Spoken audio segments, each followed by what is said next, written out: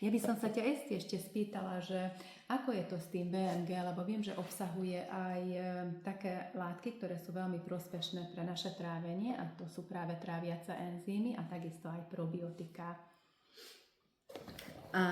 Áno, je to úplne unikátna zmes, ktorá sa nachádza v takomto sáčku a naleje sa do vody a zhruba 3,5-4 deci vody, závisí od toho, akú silnú chuť chcete mať, a má veľmi príjemnú ananásovú mangovú chuť, takže, ale je to zelené ako Shrek, takže nenaplašte sa toho, ale výborne to chutí. No, obsahuje to výťažok zo 75 rôznych bylín a cez 320 účinných biochemických látok.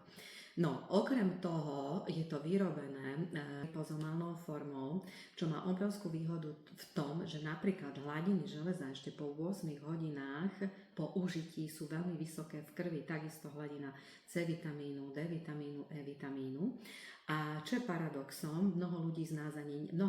nás ani nevedia, alebo nevieme, že máme problém so vstrebávaním vitamínu B, dokonca vitamín B je tu v takej forme, ktorý je vstrebateľný aj napriek tomu u tých ľudí, ktorí majú poruchu génu, takže krásne sa využíva B vitamín.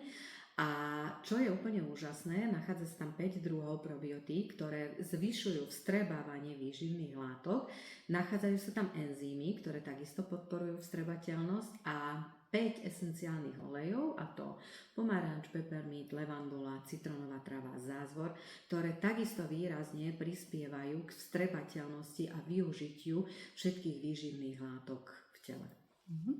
Super, mňa úplne fascinovalo zloženie, pretože okrem toho, že obsahuje výživné látky, ktoré naše telo potrebuje,